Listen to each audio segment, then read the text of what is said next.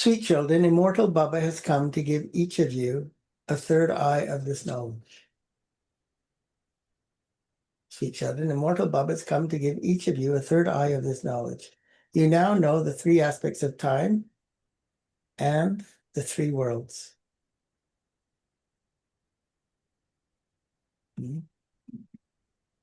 Three worlds is talking about time and space, and therefore is very directly related to the ability to be Trikodarshi. If you're very good at being Trikodarshi, you'll experience those three worlds much more in much more greater detail. Question: on what basis does the spiritual father give you spirits, your inheritance? On what basis does the spiritual father give you spirits, your inheritance? Answer: How well you and invite. On the basis of how you study. It is children who study well and make effort to renounce body consciousness and remain soul conscious that receive the father's inheritance. A worldly father only gives an inheritance to his sons, whereas the father from beyond this world has a relationship with spirits, and he therefore gives an inheritance to all the spirits. Psalm: no one is unique like the innocent Lord. Om Shanti. You spiritual children, listen to the Lord of immortality from the spiritual father in order to go from this land of death to the land of immortality. The land of nirvana cannot be called the land of immortality. That land of immortality is where you don't experience any untimely death. This is why it is called the land of immortality. The spiritual father is also called the Lord of immortality, will definitely tell you the story of immortality in this land of death in order to take you to that land of immortality. Three stories are very well known in Bharat: the story of immortality and third eye. And the true Narayan. The story of the true Narayan and the story of the third eye. No one on the path of devotion understands the meaning of the story of the third eye. No one except immortal Baba, the ocean of knowledge, can give you a third eye of this knowledge. They just tell false stories. You sweetest spiritual children now understand that each of you is now receiving a third eye of this knowledge with which you know the three aspects of time in the three worlds. You also know about the incorporeal world, the subtle region, and the beginning, middle, and end of the corporeal world. This is why you consider yourselves to be knowers of the three aspects of time. Apart from the sweetest children, no one in the world is a knower of the three aspects of time. No one knows the three aspects of time, that is, the beginning, middle, and end of the world. Many know about the incorporeal, subtle, and incorporeal regions, but no one knows the beginning, middle, and end of the three aspects of time and how the different periods of time are related to the different worlds that you are in. You sweetest spiritual children are now listening to the spiritual father. You have now become his children. Only once do you spiritual children meet the spiritual father. The father teaches you spirits because of being body conscious. Everyone else says, I am studying this. I am doing this. They become very body conscious. Now, what the content says, the spiritual father comes and tells you spiritual children to study very well. Every child has a right to claim his or her inheritance from the father because all are spiritual children. In worldly relationships, only sons have the right to an inheritance. In terms of the relationship with the one from beyond this world, all the children, that is, all the spirits, receive the inheritance. He also tells you the story of the Lord of Immortality. It is said that he told the story to Parvati in a cave on a mountain. So Parvati got to hear all of Shankar's stories. That is wrong. You children now know what is true and what is false. Only the true Baba tells you what the truth is. Father comes and tells you the truth and makes you into the masters of the land of truth. You know that this land of falsehood is to be destroyed, is to be set on fire. Nothing of what you see now will remain. There's very little time left, just as a worldly father would create a sacrificial fire. So this too is Shiv Baba's sacrificial fire of knowledge. Some create a sacrificial fire of Rudra and others of the Gita. Some create a sacrificial fire of the Ramayana. This is the sacrificial fire of the knowledge of Shiv Baba or Rudra. This is the final sacrificial fire. You know that you are now going to that land of immortality. Okay, so we do this one big sacrificial fire in which the whole world, everything, our bodies, mind, wealth, gets sacrificed. And then we don't have to do another one for 2,500 years. You know that you are now going to that land of immortality. And this one, therefore, should be the best of all the yagyas that you have ever participated in. The time that now remains is only a few more minutes. No human being knows this. They say that 40,000 years will remain before we go from this land of death to the land of immortality. The Golden Age is called the land of immortality. The Father is now personally sitting in front of you and telling you the story of immortality, the story of the third eye, and the story of the true Narayan. You have seen everything that happens on the path of devotion. There's so much expansion on the path of devotion, just as there is a lot of expansion of the tree. So there's also a big tree of the expansion of the rituals of the path of devotion. Sacrificial fires, fasting, disciplines, tapasya, chanting, etc. They do so much effort on the path of bhakti. There are many who are devotees just in this birth. The number of people continues to grow. Other religions have come into existence since the time that you went on to the path of devotion. Each one has a connection with his own religion. That's why he's born there, born in that religion. The customs and systems of each one are separate. Bharat was the land of immortality. Bharat is now the land of death. You belong to the original eternal deity religion, but because of becoming impure, you can no longer call yourself deities any more than you can call India Bharat, because India is the land of mortality, death. You've forgotten that you were deities. They would say that Christ established their religion in a practical way, and so the Christians have continued like that. It isn't that they belong to the European religion. In the same way, you also reside in Hindustan or Bharat. In the same way, you who reside in Hindustan or Bharat belong to the deity religion. However, you cannot call yourselves deities. You understand that you are now degraded sinners, poverty-stricken, and vicious. So no confusion with being a deity. When people on the path of devotion experience sorrow, they call out to the Father. Only you, Brahmin children, know that the Father to whom you are calling out to is now telling you the story of immortality in order to give you your unlimited inheritance. We're going to become the masters of the land of immortality. The land of immortality is called heaven. You say that you are making effort to become a resident of heaven. A lot of people would say, oh, the soul world is, they think the soul world is the land of immortality because nobody dies there, right? They're all in the point form. No. Land of immortality is when you're in the physical body in a land where nobody dies. When a person dies in the Ionis, they say he has become a resident of heaven. He didn't make any effort to go to heaven, did he? So why would he go to heaven? You are making effort to go to Vaikunt, that land of immortality. Who's inspiring you to make that effort? Immortal Baba, who is also called the Lord of Immortality. This sacrificial fire is also called a study place, a pachala. No other study place would be called a sacrificial fire. Separate sacrificial fires are created at which Brahmin priests sit and recite mantras. The Father says, there are two together here, your college and also the sacrificial fire. You know that the flames of destruction will emerge from the sacrificial fire of this knowledge. This whole world is to be sacrificed into it. Then the new world will then be created. That is called the Great Mahabharata War. There is no other war like that one. It is said that they fought even with missiles. The war is not with you. Why is it called the Mahabharata War? Because there's only one religion in Bharat at that time. Death takes place outside. There is no question of a war here. The Father explains a new world is needed for you. Therefore, all these innumerable religions are to be destroyed for you. You children have all the knowledge of the variety form image in your intellects. You also understand that those who came here to become deities in the previous cycle will come again. This is a matter for the intellect. All of us who have become Brahmins will then become deities. Pranchipita Brahma has also been remembered. Supreme Father, Supreme Soul creates the human world through Brahma.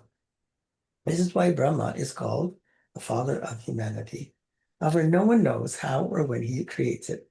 Would there be no human beings in the beginning that he has to create them? People call out, "Oh, purifier, come." It is when people become impure that the Father comes. This world has to change. The Father is making you worthy for that new world. All of you are in this Tamo Pradhan old world, and you now have to become Sattva Pradhan. The Fathers explain that every human being and everything else has to go through the stages of Sattva, Rajo, and Tamo.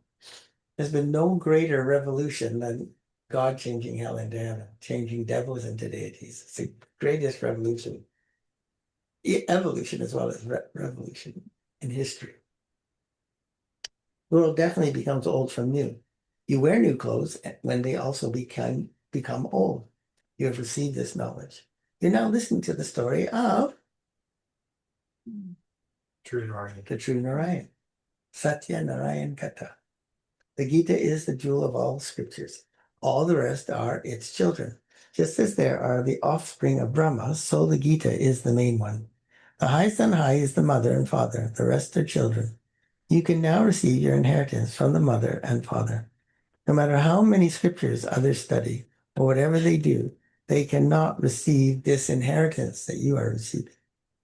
So that should make you like crazy, feel so special. Well, now you just think Murli's ordinary, Brahmin life is ordinary, service is ordinary. Those who read the scriptures just earn a lot of income. That is all for a temporary period. You children listen to this here. Therefore, just consider how much income you are earning for 21 births, even in a Logic Limited way. Yeah. When it's popular and significant, important. When, as Papa says, when people find out that you actually studied with God, you actually witnessed him speaking, you actually knew him, right? They'll think you're like amazing. How come when you're actually having that experience, you're not experiencing it and therefore not going amazing, right? You get sleepy, drowsy, distracted, not off. You children listen to this here, therefore just consider how much income you are earning for 21 births. Just think about it. Think about how much income. Think about how much fortune you're getting. There, one person relates something and everyone gives him money. Here, the Father speaks to you, children, and you become so wealthy for 21 births. You're getting so much wealth for 21 births, more than you even could have in this one birth. There, it is the pocket of the one who speaks that becomes full. To perform devotion, etc., is the work of those on the family path. You are those who belong to the family path. You know that you were worthy of worship in the world of heaven. How else could there be the calculation of 84 births? This is spiritual knowledge, which can only be received from the Supreme Spirit, the ocean of knowledge. The Purifier Father is the bestower of salvation for all. So all these titles, all these things, is what I was experiencing. He is telling you, all of his children, the story of immortality. You've been listening to false stories for birth after birth. You're now becoming 16 celestial degrees full by listening to this true story. The moon is said to be 16 celestial degrees full. This is not said of the sun. You souls understand that you will become full of all virtues, 16 celestial degrees full in the future.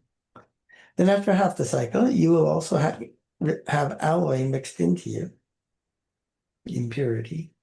You now understand that you are once again becoming full of all virtues, 16 celestial degrees, full deities, once again. We souls will first go home and then come down and adopt bodies and become deities and then go into the moon dynasty. There has to be this account of 84 births. He has now told you the true story of 84 births and how many births you have taken in each age. You children are told that the people of Bharat take 84 births. Firstly, since you speak of Mama and Baba, you have to understand that you are Brahmins. You claim your inheritance from Shiv Baba through Brahma Baba. Brahma also belongs to him, capital H. This inheritance cannot be received from Brahma. He is your brother. He's also your mother, but he was emphasizing inheritance. He is a bodily being. All of you children claim your inheritance from that one, capital O, not from this one, Brahma. You must not remember the one from whom you do not receive the inheritance. So that means you must not remember anyone, because not anyone gives you an inheritance. Membership Baba alone, it is to him that you say, you are the mother and father, uppercase, and we are your children. When you are coming here to him, it remains in your intellects that you're going to Shiv Baba. It is Shiv Baba you have to remember. You souls are points, and you have parts of 84 births recorded in you souls. Each soul resides in the center of the forehead. It flies to the soul world in 1 second. So it takes 1 second to make that journey, even though it's far distance. But it's not really a distance. I, this soul, shed a body and take another. It's kind of like teleportation, right? You can leave one place and appear somewhere else instantaneous. I, this soul, take a body, shed a body and take another. I go and sit in the center of the forehead. Your intellects have the understanding of what you souls are like. There is no desire to see any such things in the golden age. A soul can only be seen in divine vision. It's not something that can be seen with these eyes. It's only on the path of devotion that they have visions. For example, Vivekananda, the disciple of Ramakrishna, told how he was sitting in front of Ramakrishna. And now that one soul left that body and entered Vivekananda. Nothing like that actually happens. How a soul leaves the body and enters another body has already been explained to you. You now know that you are making effort to go to the land of. You don't tell me. Yeah, obviously, because what effort do you have to make to go to this world? You're already here, right? What effort do you have to make to go to the subtle region? It's not physically someplace you have to go to. That's if it's taking effort to get to the subtle region, you're not in the subtle region. We will take birth in that land of immortality. We will each be in a palace of the womb there. Here you cry out in distress a lot whilst in the jail of the womb. Baba is now liberating you from all sorrow for half the cycle. Therefore, such a father should be remembered with so much love. Acha, to you sweetest, beloved, long lost and now found children, love, remembrance, and good morning from the mother, the father, Bapdada. The spiritual father says, Namaste to you spiritual children. And Spiritual children say namaste to spiritual father. Essence Pradharma, number 1. Consider yourself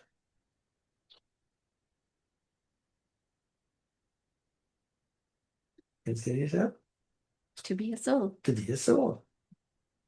Study with the spiritual father and claim your full inheritance. In order to become a master of the land of truth, listen to the true story and relate it to others. 2, only remember the one father whom you are to receive your unlimited inheritance from, and not any bodily beings. Don't remember those who don't give you an inheritance. This old world is to be set on fire.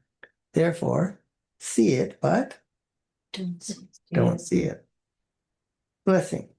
May you keep your register clean with, how do you keep your register clean? Your chart, your dharna? Being honest with the Father. No, the root of it though. That's true, but Turning the knowledge. nope, By following Srimad. nope.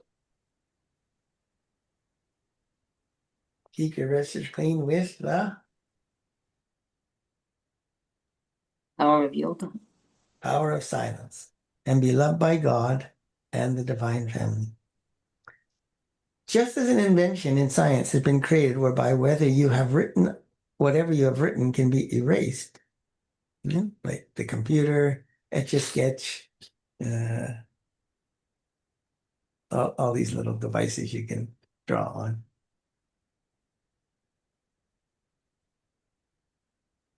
So that you can't even tell that something had been written on it. In the same way, you have to clean your register with the power of silence, and you'll then be loved by God and the divine family, because it will be as if It never happened. nothing was written there. No sanskars were ever there. Everyone loves honesty and cleanliness. This is why you must not let any wasteful thoughts or wasteful actions stay from one day to the next. Let the past be the past and put a full stop, and your register will remain clean. And the Lord, more importantly, the Lord will be pleased. Pleased. Slogan. To have wasteful thoughts or to be instrumental in creating wasteful thoughts in others, inspiring them, participating, encouraging them to have wasteful thoughts. That wasteful thoughts or be instrumental in creating wasteful thoughts in others is also considered to be Waste. Hmm? Waste. impurity. Caveat signal. It is necessary to have easiness, simplicity, and what's the last one? Disputes. Cheerfulness. Tolerant. Tolerance. In your thoughts, words, and deeds. It's necessary to have easiness, simplicity, and tolerance in your thoughts, words, and deeds. If there is easiness and simplicity, but not tolerance, you cannot be said to be elevated. If together with easiness and simplicity there is tolerance, you can be said to be an embodiment of power. Easiness, simplicity, and tolerance. You could be said to be an embodiment of power.